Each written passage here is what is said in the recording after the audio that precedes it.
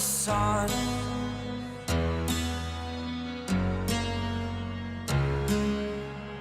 To dream, believe in strength. Now I'm the only one. Only one. Thank you, everybody, for joining us for this fantastic interview. I'm, of course, Jared Quan, the League of Utah Writers historian. I'm joined by the amazing, legendary Amanda Luzzader, past president of the League, Writer of the Year recipient, and so much more. I can't even say everything all in one breath. But I would love to have Amanda tell us a little bit more about yourself and your career. Oh, thank you.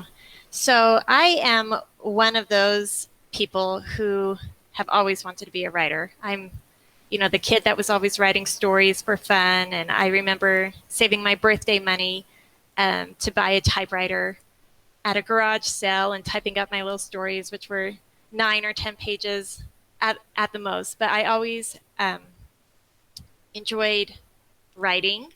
I kind of got out of it when I got to college because I was really insecure and I didn't think I was good enough to be an actual writer.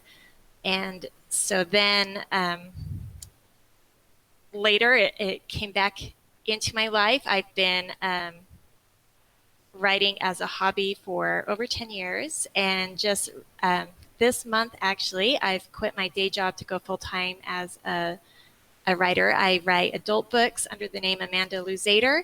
I have a post-apocalyptic series called Among These Bones, and I write children's books under the name A.M. Luzzader, and I've got 2 books published called A Mermaid in Middle Grade, and the other 4 books should be coming out within the next year.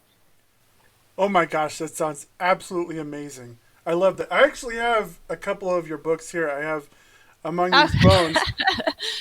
Fantastic book for those of you who haven't picked it up yet. And what I loved is you had written, of course, a short story in the Apocalypse Utah book, which we had won an award together in that collection.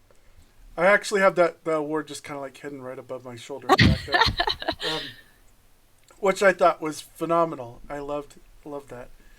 So that's excellent. I love that you started so young and kind of got back into it. I've heard a lot of people kind of stumbling with college. Like, it didn't stumble them, it took them a different direction. So I totally understand that. Yeah, I'm sure I'm not the first writer to struggle with insecurity, but when I was picking a major, even though writing was something I absolutely loved, I just thought, I'm not good enough to make a career out of this or to make this my major. So I actually picked financial counseling, and that's why I got my degree in. And so it wasn't until way later in life that I was done with college that writing kind of came back to me, and I felt like that was the path my life was supposed to take. And I do have regrets now that I didn't, pursue writing or English or literature when I was in college, but that's the way things work out. Yes, and of course those experiences make us who we are and give us the ability to write some of the stuff that we do today. So we definitely, I'm glad that you got back into writing, and congratulations again on being able to just do it full time. Like, that is the dream of so many writers. That's incredible. Thank you. I'm shooting my shot now, taking a couple years to see if I can make a career out of it. So I'm not there yet, but I'm working toward it. Fingers are crossed. Well, excellent. We're going to be super excited to watch your career. I have a lot of faith in your skill set. I mean, your writing is tremendous. So let's talk a little bit about when you first joined the League. Like, when did you join the League of Utah Writers?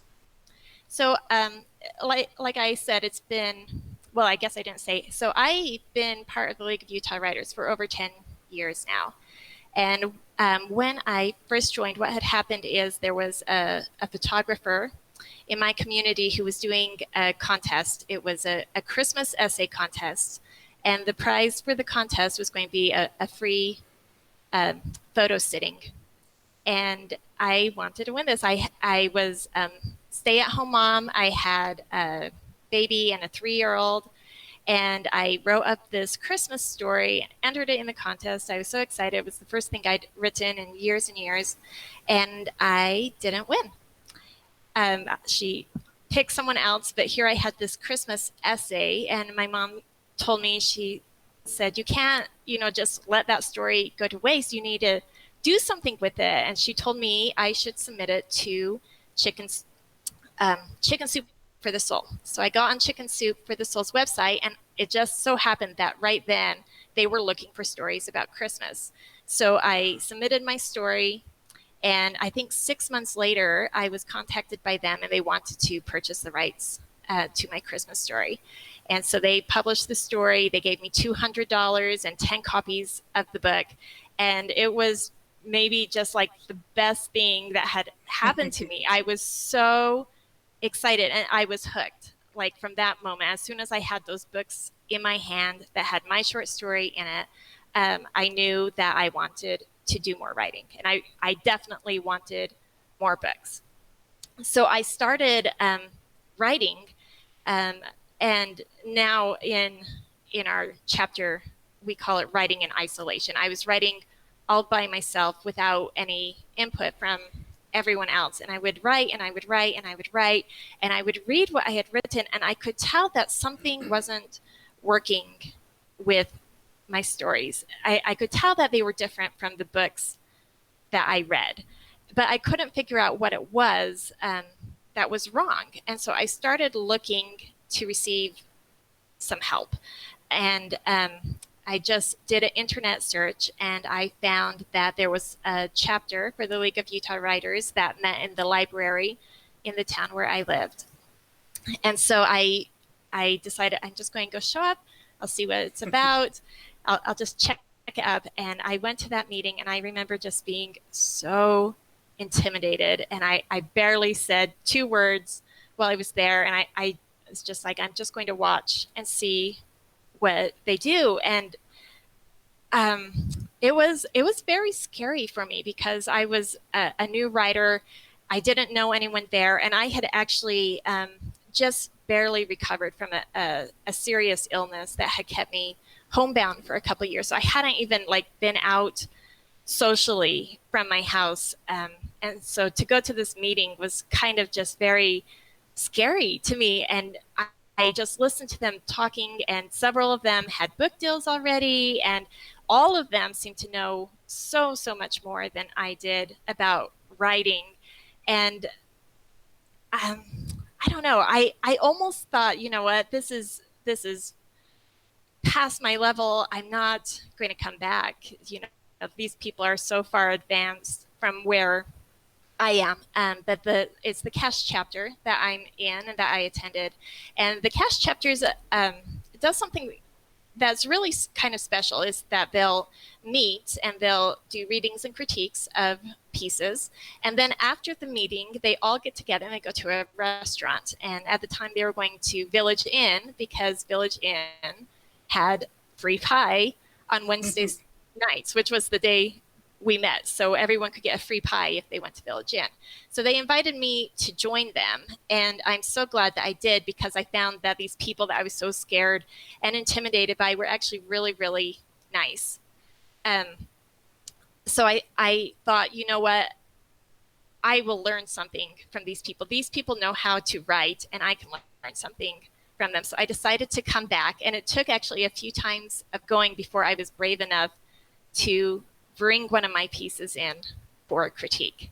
And I watch new members come in now, and I see the same thing, that it's a very scary thing to bring your writing and show it to someone and ask them to tell you what's wrong with it for the first time, because that's kind of, a lot of your ego is wrapped up in what you've written. And I was so scared, and I wanted so badly for them to like it.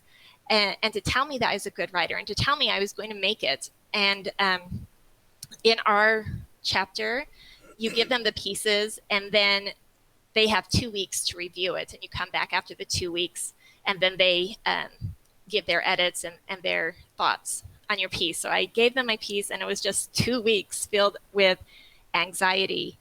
Um, and then we went back for the meeting where I was going to get critiqued, and I could see people holding my pages of my writing. I could see that there was just red marked all over them, and I was like, oh my gosh, I am so embarrassed. And I was, and they let me know. They honestly let me know what was wrong with my piece. And at first, I was just mortified. I'm like, what made me think that I could be a writer? This is so embarrassing. Um, but there were a couple people that, after they said everything that was wrong with the piece, they're like, you know what, though, there's some promising parts of this, and you need to work on these areas, but once you get that under control, there's some potential here. And I think every time a person receives true honest critique of their pieces, they have a choice to make there, which is whether or not they're going to be open-minded and listen and take critique and improve themselves, or if they'll reject that and just say, no, I already know what I'm doing. And I decided I was going to listen and try to improve myself.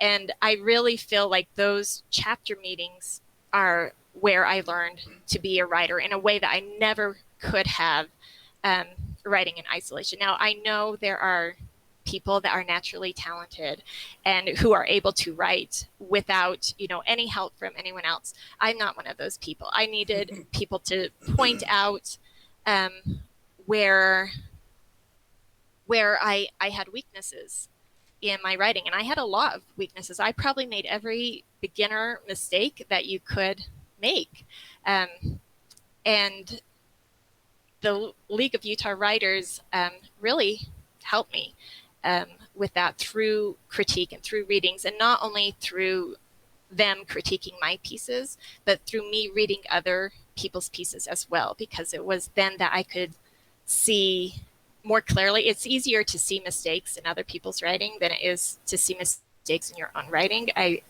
You kind of feel like you're a hypocrite, because you'll be able to point out something that could use improvement in someone else's piece, and then suddenly you're like, oh wait, I'm doing that exact same thing in my writing. So that was kind of how it was for me beginning with the League of Utah Writers. And it was an incredible experience, not only because I was receiving so much help with my writing, especially that first year. I learned something every single time I went to a meeting. But then those times when we met after the meeting, the discussions over dinner usually centered around writing and books and movies. And it was like, these are things that I love. These are things that I love talking about. And it's like, finally, I have found my people. Socially, it often felt like maybe I was kind of the odd one out. Like, I didn't feel like I fit in with a lot of groups. But then with my chapter at the League of Utah Writers, I felt very comfortable with them. And it was like, these are my people. I have found my people. And now, 10 years later, these people are my best friends. And I am so grateful, for that. So I like to say that, well, I like to think that I have received more benefit from the League of Utah Writers than probably anyone else, because I learned to write. Later, I got jobs because of what I learned through the League of Utah Writers. Now I'm pursuing my dream job with help from the League of Utah Writers. I met my husband at the League of Utah Writers, and I could just go on and on, all the benefits that I've received. But it started, with taking that first step to go to a meeting, and even being scared and intimidated as I was, sticking with it. Awesome. Well, and one thing I want to point out to people, I know that you've been a recipient of benefits, but really you've given a lot to the League. I mean, the League has really benefited from your amazing personality, your leadership over the years, your example, and even now, just having the moment where you get to write as a job is inspiring to so many people. I think that's fantastic, and I love that there was kind of like it's kind of like a symbiotic relationship, right? Everybody Yeah. kind of wins off that one. I do want to mention for Cash, I actually got to visit the chapter once, and I was brave enough to throw a piece in there, and I went through the process, and it was very good. They did a very good job of going through it, and I even got to experience the pie afterwards. I noticed the groups in general throughout the league, and we tried to encourage this, of course. The groups that would break bread together after, or get together in other occasions afterwards, were much stronger chapters and groups and became friends, and they could be more honest with their critiques. Because when you're friends, then okay, it's not personal. Oh, They're trying to absolutely. make sure you're taken care of there. People might tell me that they don't like something in my writing, but because these people are my friends, because we do have this social time together, I know they're not doing it because they're, trying to hurt me or things like that. I know the intention is that they're trying to help me. I don't always agree with the critiques that we're getting. I think every writer has to decide for themselves what advice they follow and what advice they ignore. But I at least know that the intent behind the comments that are being given to me are being given, you know, with kindness, um, trying to help me improve and trying to help my writing to become better, even if it stings sometimes to hear those critiques. Yeah, I definitely understand that. Okay, perfect. Well, I mean, it's fantastic. Thank you so much for going over that. Tell us a little bit more about what the league was like when you joined 10 years ago. I wasn't a member back then. Matter of fact, I've only been a member for like 5.5 years. So I'm like a newbie compared to you. Yeah. Do you know the cash chapter? That's where most of my memories are, because that's the chapter I attended. It was a big chapter at the time. We probably had 20 to 30 people, and for a while we couldn't fit in one room at the library, so we were splitting into two groups and then coming back together when we went to Village Inn, and it was a really special time. And I remember one of the most exciting things for the league was the conferences and the writing contest. The writing contest was something our chapter was always very enthusiastic about. We would work on pieces that we knew we were going to enter into the contest all year long, um, getting them ready, reworking them, getting advice, and it was a fun thing for us. It's one thing to write a piece, but then what do you do with it? Being able to have a place to submit those pieces um, was a big highlight. Back then, the writing conference was called the Roundup.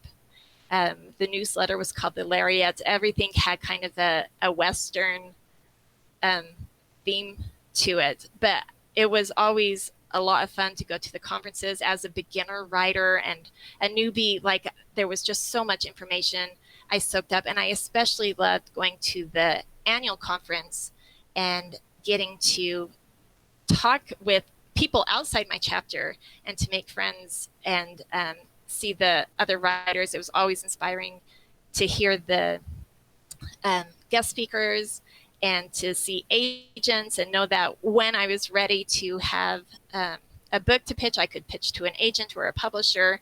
And in a lot of ways, it was the league was the same as it is now. But I think back then, just because they were smaller, there was maybe more of a connection between the chapters. Like, we knew who was in St. George. We knew who we'd be competing with in the contests, and it was kind of like a very fun thing, to be in the writing contest with the same people we'd been in the writing contest with the year before, and kind of having some rivalries between the chapters. And yeah, I have a lot of fun memories of being at the conference, playing werewolf and other games, after the speakers were done and after the banquet. And yeah, I have a lot of good memories from the leagues. Awesome. That's fantastic. Do you have any do you have any favorite memories from any particular like a couple of specific times that you remember? Um, yes. So for me personally, like I mentioned, it was fun for us, my chapter, to enter the writing contest, and those were entries that we worked on all year round. Worked very, very hard on, and I'd been entering the contest for a few years, and the first few years when I entered, I didn't have any placings. Like none of my pieces got any awards, and it wasn't until I'd been entering for a few years that I started to place in some of the contests. And the year they asked me to be the president, that year I entered pieces, multiple pieces in every single category in the contest. I had a piece, at least one piece for every single category for the prose categories. And I placed several pieces that year, and it was just a lot of fun. And I won Best in Show that year for one of my pieces of poetry. And Chad Van Zanten, who was my really, really good friend at the time and later became my husband, that he won Best in Show for prose, for a story he'd written. And back then at the banquet, they would let the people who won Best in Show read their pieces to the audience. And I'd always, always enjoyed listening to the Best in Show pieces. But I just remember getting up there and reading my poem that I had won in the contest, and it was just like, wow, people are hearing my writing, little old me, I don't feel ever like I deserve recognition, but it was a very special moment for me. Maybe a life-changing moment then. And then, later, I was awarded Writer of the Year by the League of Utah Writers, and had another banquet where, unfortunately, my husband couldn't be there, but my sister was there to support me. And I believe with that award, you were nominated. Well, I know you're nominated by peers. I know, I was the president. And so that one meant a lot, that someone thought of me to nominate, and things about and to get, I guess, some recognition from my peers for the work that I was done. I don't know that I was deserving to receive the Writer of the Year award. I know that there's a lot more accomplished writers than myself, but yeah, it meant a lot to me, and I appreciated it, and I hope to live up, to the recognitions that I have received. Yeah, one of my favorite parts. I mean, when you got the Writer of the Year, I was absolutely thrilled because I looked up to you when I first got into the league. I was just like one of these. I was just excited to help out where I could, and the first time I met Amanda and Chad, actually at the same event, it was at Storymakers, Mm-hmm. and I had no idea who either of you were. And I was a member of the league. I was the vice president of the chapter out there in Oquirrh. And I remember it was so funny because Chad and you had walked up to the table because you were coming to help on the table. And I didn't know that. So I started pitching Chad, and you were right behind him giggling. And I was just like, that's when I first met. But getting to see you talk with people about the league and see how passionate you are, and seeing the amazing typewriter that you brought, I thought, Which was actually Emily's. I bought hers, is much better looking than my typewriter. that is so awesome. I mean, it was incredible when I first met you, and then to see your leadership and to see your writing, and then when you got Writer of the Year, I thought absolutely, in my mind, I thought you absolutely deserved it, hands down. Oh, I thought well, thank you. there was no real question in my mind. So yeah, absolutely, you deserved it, and I think that was tremendous. Well, cool. I do want to mention a couple of neat things. I mentioned how we met at Storymakers for the first time. We almost met at LTUE, which happened before Storymakers, but Yeah. the way I'd scheduled shifts, I met like everybody else in the cast chapter, except for Oh, Amanda and really? Chad. Amanda and Chad. Those, um, and it's funny because there are many people who have a little bit of a misnomer because I really wanted to give what I could, and so I got to attend a lot of those conferences, thanks to the league. A lot of people don't know, at least they don't think about, that you actually had set up a lot of those initial contacts with LTUE and FanX and story makers that we use today. Like a lot of those relationships we still use today to promote the league and things. And I'm like, wow, I mean, you deserve a lot more credit than I think people can even imagine in their mind. I mean,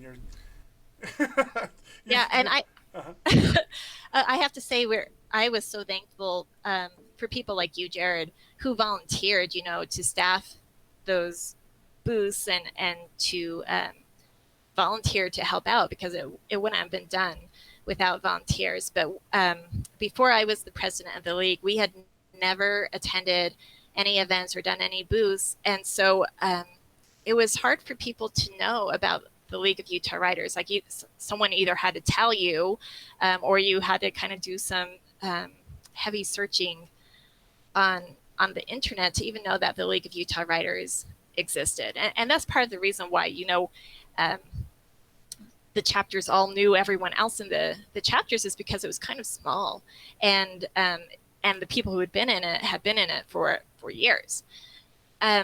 So when I became president, I did feel like we are missing an opportunity to find new members and not only for our benefit to grow the league, but also to help other people who maybe were like me and just struggling with their writing and not knowing how to improve it.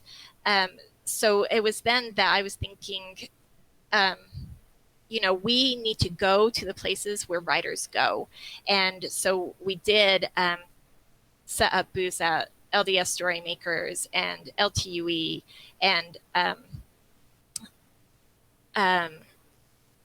other conferences and places where we could reach people who either were already writing or were interested in writing, and let them know that this was a resource available to them, um, that they could meet like-minded writers, people, like I said, your people, my people, um, meet people who had the same interests that they did, and also provide them with tools and knowledge that could help them in their writing journey, whether that was personal writing that they just wanted for themselves or to pursue a path of publication. One of my favorite contributions from your amazing insight and leadership was the creation of the Facebook groups. Like that was a newer thing. When we were at Storymakers, I remember we had a Scrabble game that we were giving away for whoever had hit a specific number to our group. Do you remember what number that was? Oh, I don't, but I mean, it was probably a low number because Was we, uh, I think I started the Facebook group in July 1st of of that year. Do you remember the number? Yeah, I do. I do. We were looking for 250 people to join. 200. And how many do we have So now? we have 2,500 people who follow Wow. the external page and 2,100 that join the closed group. So it has grown exponentially. And of Yeah. course, Oh, that's if you hadn't created it and started the momentum, I mean, I don't even know where we'd be at right now. We would yeah. definitely be I behind. I sometimes think people will be in those pages and groups and will see that I'm an admin and be like, what is she doing in there? But I have to stay an admin because I was the creator of the group. So I don't really, get too involved with the administration of the page or Mm. the group anymore. But that's why, like, it still says admin next to my name. So yes, that's one contribution. I guess I'm sure if I hadn't done it, someone along the line would have made another group. But that was another effort we made to try to, reach writers who were in need of support. For sure. Absolutely. Well, cool. Of course, in follow up interviews, we're going to talk more about what it was like, being president of the league, some of the events that happened there, about, the writer of the year stuff, some of the other awards. I'm just kind of curious because I know you've won many awards. Do you know how many awards you've won? Oh, um, a lot, like dozens.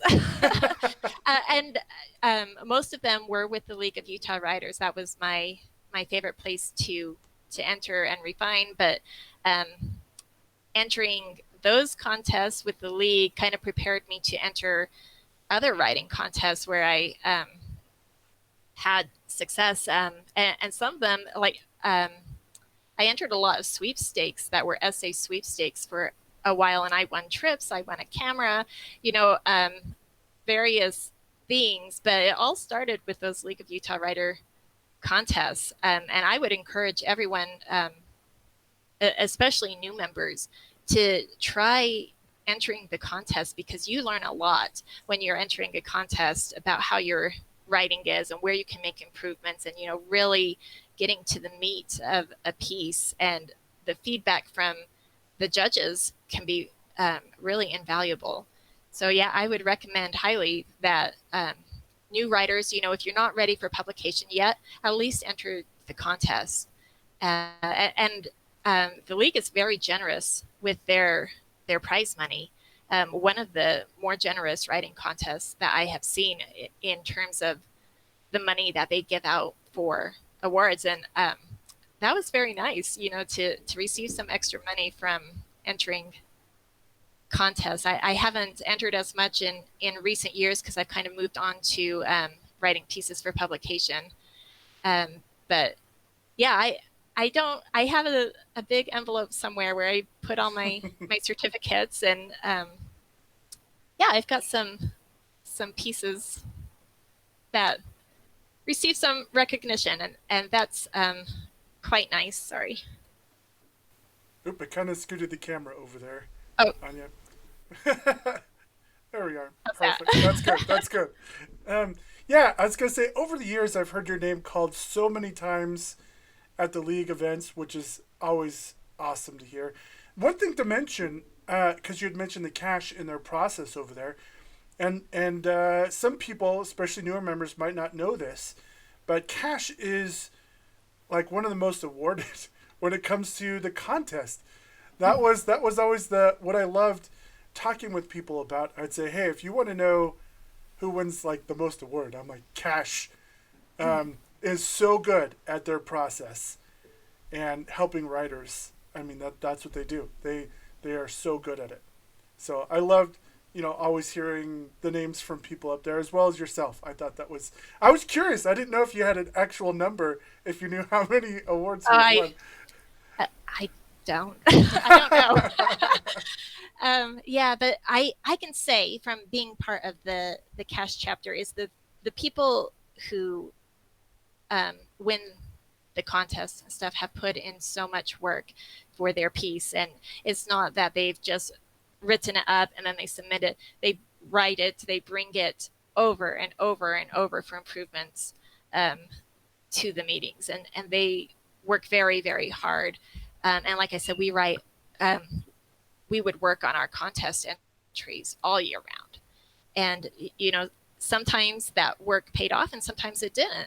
And a lot of it, depends on the judge, because every judge has their own personal preference. And one judge might love a piece and a different judge might hate it. And, that's the way contests work.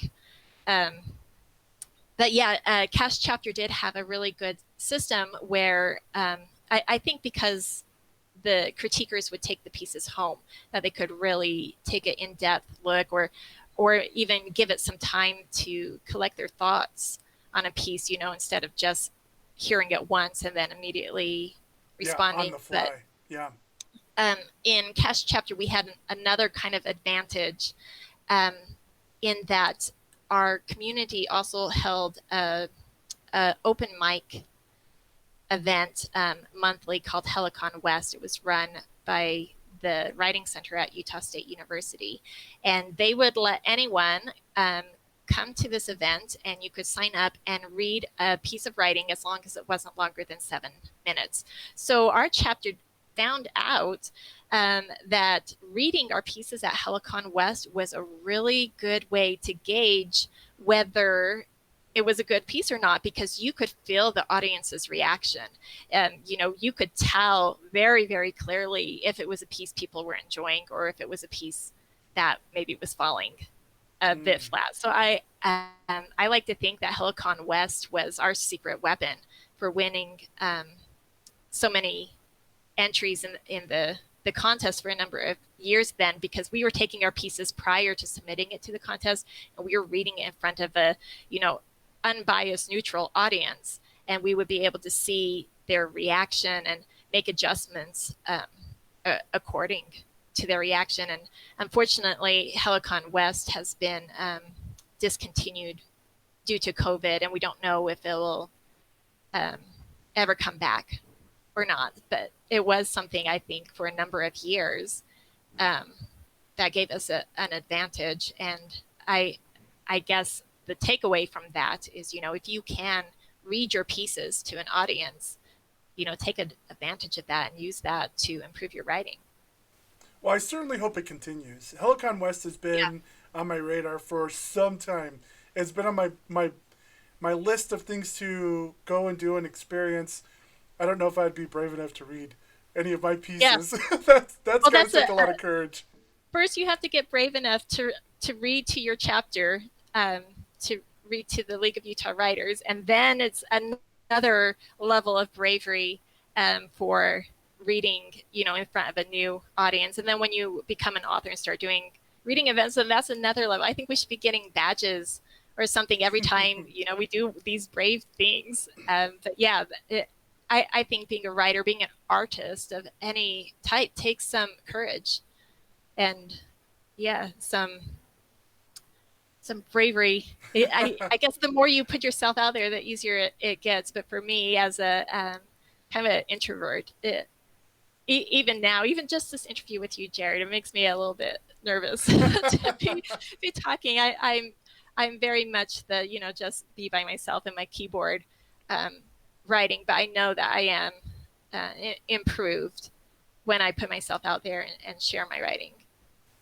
You and I are in a very similar place when it comes to that. I'm actually an introvert, and people would have a hard time believing that, like, because they've seen me around doing a bunch of stuff, and it's partially because of brave people like yourself being out there, right? Like, I have a good example to follow. I've got a lot of pieces already put into place, but it's funny because I would tell people, so I would wear a suit everywhere.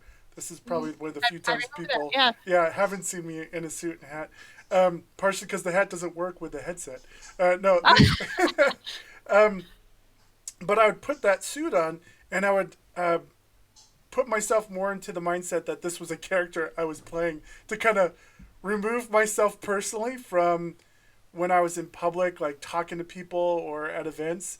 But, taking a piece of yourself, of your soul, if you will, right, to read that, even I don't know if the suit would be enough for me to get that. So that is huge. You're right. You did, like, there should be badges for stuff like that. Well, and I've always kind of taken a fake it till you make it, method, I guess, of doing these things, because I am always very intimidated and scared. But, I just, it's like, well, just look like you know what you're doing, or just look like you're comfortable doing it. And if you do that, maybe you actually will be comfortable sharing or reading your pieces. And I don't have any, misconceptions that I don't come off sometimes as nervous or awkward. That's who I am. So I don't try to hide that. But I think for a lot of people, just, if you can't be confident, then just play that you're being confident and see what happens. And more often than not, I think it will work out for you if you can just play the role. Well, perfect. Thank you so much, Amanda, for joining me today. For everybody who's watching right now, this will, of course, be edited, put on the League YouTube page for future generations to look back and learn about what the League was like, and, of course, more about the amazing Amanda Luzzader. That's one of the things I'm hoping to accomplish as a historian, is to capture more of these records, because people start to forget. And I was actually reminded of that. It was probably my second or first conference when people are like, hey, this is super cool. Like, these are the best people. And then you're like, well, we've actually had some really big, I didn't know. Like, I genuinely, and new people didn't know. So this needed to be, I felt like, something so people could learn about the amazing figures that built the League, like Amanda, who's carried the torch and really stoked the fire. That gave me the building bricks to be a president myself, and then to move on from there, which is fantastic. I am looking forward to interviewing you for your other big pieces. I'm super excited. I'm kind of nervous about that stuff, but I'm really, I think it's going to be really cool.